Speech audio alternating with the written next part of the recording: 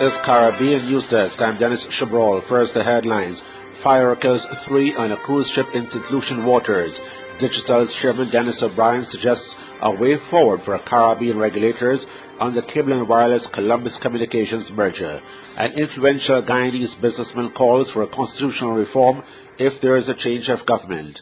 And the scientists have suspended an Ebola vaccine trial in humans. Details coming up. We are one Caribbean, one people, one nation. It's in the clear destiny. So separated we are as one. Let's come together. One market economy. Caribbean is how it should be. Let's go on. Carry on.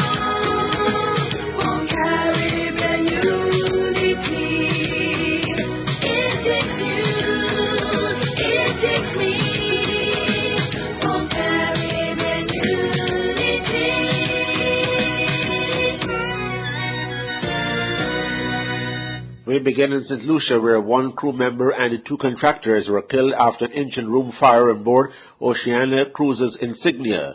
The remainder of the cruise has been cancelled. 3 crew members and 2 contractors who were working on board were transferred to a local medical facility. Also, according to Oceania, the fire was contained to the engine room and all passengers are safe and have disembarked. The cruise company line says arrangements are being made for guests to be accommodated at local hotels until transportation to Miami is arranged.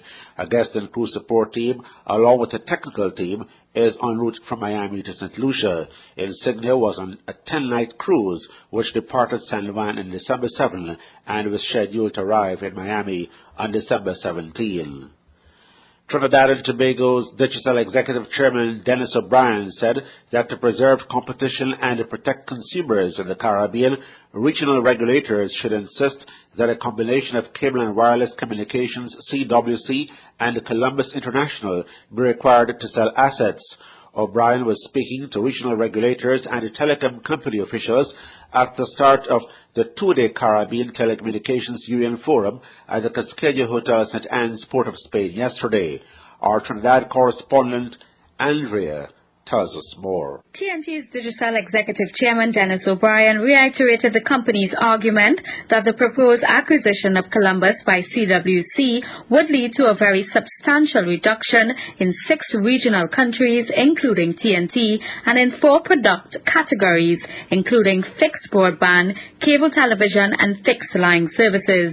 O'Brien spoke at the Caribbean Telecommunications Union Forum and held discussions with TNT's Finance Minister Larry Hawaii at the Ministry of Finance building in Port of Spain. Asking what should regulators do to protect competition, O'Brien said CWC and Columbus will have to duplicate fixed line, cable TV and submarine fiber infrastructure in markets if this deal is approved. He stated if this merger is to be approved, regulators in the region will have to insist on conditions precedent that these duplicate assets are sold, and this is what will preserve competition. The Digicel chairman said he was not arguing that those assets needed to be sold to Digicel, only that they did need to be sold to some third party so that competition could prevail. O'Brien added monopolies almost always lead to higher prices, poor services, lower levels of innovation, and a reduction in investments, which will be led right back to the 1980s or 1990s. I am Andrea Perez reporting from Port of Spain, Trinidad for Caribbean News Desk. An influential veteran Guyanese businessman is calling for a constitutional reform as the country prepares for general elections early next year. Dr. Yusuf Prasad is with the call at the annual dinner for Transparency Institute of Guyana, Inc., the local affiliate of Transparency International. Mr. Prasad, who was a member of the now-defunct Guyana Action for Reform and Democracy GUARD, a pressure group in the 1990s for free and fair elections, says if the government changes, he wants a new constitution that removes absolute and total power from the executive president to be the top priority of the next administration. We all should be crying out. After this election, I hope the government that comes in, and that's one of the first things they will do, is to ensure if they get into power, they change this constitution to a most modern, up-to-date one that is free.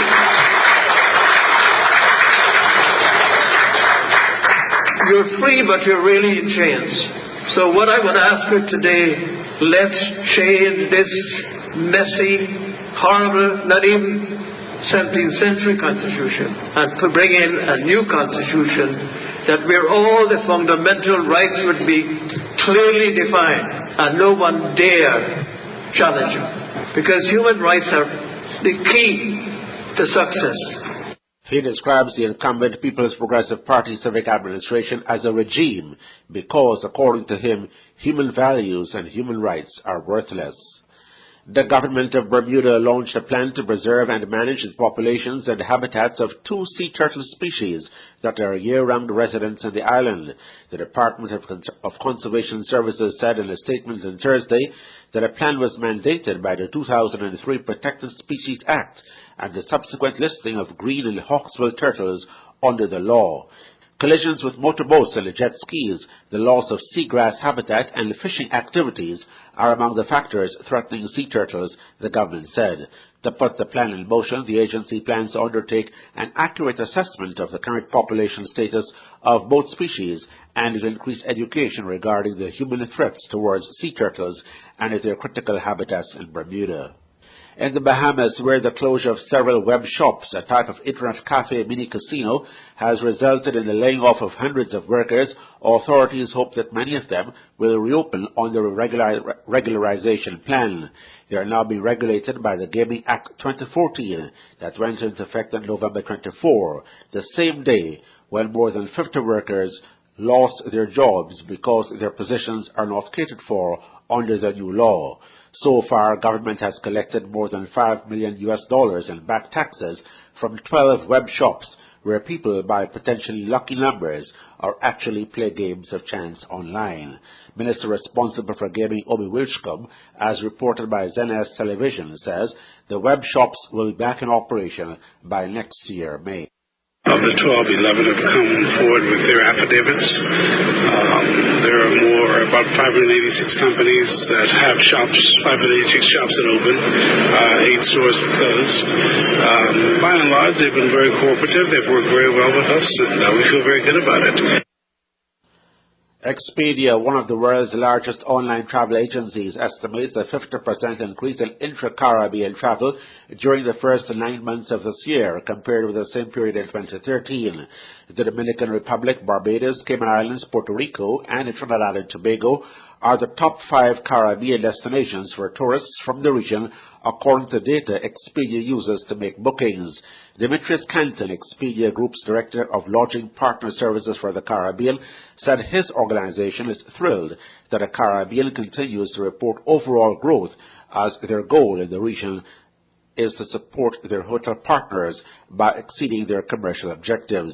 He said that the growth can be attributed to a range of factors, including new connectivity, as well as hoteliers who are generating demand via Expedia's latest technologies, powerful marketing platforms, and valuable market intelligence. The Dominican Republic reports more than 70% growth in the number of tourists from other Caribbean countries, followed by Barbados 6%, Cayman Islands 50%, Puerto Rico with nearly 50%, and Trinidad and Tobago with an increase of more than 40%. A clinical trial of an experimental Ebola vaccine has been suspended after some of the people who were inoculated suffered muscle aches. That's according to a senior World Health Organization WHO official. The experimental vaccine, VSV-ZEBOV, was developed by the Canadian Agency for Public Health and the Merck Pharmaceutical Company. WHO Assistant Director General Marie Paul Keeney said some of those who received the vaccine felt muscle pain, which is normal when there is a viral infection. But as a precaution, researchers have decided to halt the trial for a few weeks. Keeney said that there were no major concerns regarding the vaccine and that the trial was set to be suspended for the Christmas holidays before resuming in January. The trial, which began November 10, was hailed by officials at the Cantonal Hospital of Geneva last week when they said initial results were very promising. Muscle pain were felt in the hands and feet 10 to 15 days following vaccination. The symptoms lasted a few days and it then disappeared, and the patients did not suffer any other ailments. At the beginning, there were 115 volunteers participating in the trial, among them Keeney. She said that about 50 volunteers had received the vaccine so far because the hospital only had the capacity to manage 15 per week. We are 15 states with a common goal, a unified purpose to face the world, enriching lives, empowering people, creating a strong economic region. No matter where you're from, no hassle, just freedom. Whether business, school, or pleasure, we will benefit together. We carry come single market, good for you and me. We carry come single market, good for you and me. We carry come single market, good for you and me. Oh yeah. And just before we go, a recap of our headlines. Fire kills 3 in a cruise ship in St Lucian waters, and of course, all of the guests have been evacuated and are booked in at hotels on that Eastern Caribbean island. We also told you that Digicel's chairman Denis O Brien suggests a way forward for Caribbean regulators on the cable and wireless Columbus Communications merger. He says that some assets should be sold off to allow for the continuation of competition rather than the creation of a monopoly that can result in higher rates for subscribers. And across in Guyana, a Guyanese businessman calls for a constitutional reform. That's Dr. Yusuf Fasol making that call if there is a change of government. He has been very vocal and active in some areas of politics in the last few decades or so. And the scientists have suspended an Ebola vaccine trial in humans. We also told you that across the Bahamas, efforts are being made to reopen web shops under a new gaming act that came into effect late this year. So you can visit us on our website to listen to our program again, or you can also read up on other stories on CaribNewsDesk.com. We're also on Facebook at facebook.com/CaribNewsDesk, and you can follow us on Twitter at twitter.com/DemWaves. Thanks for joining us.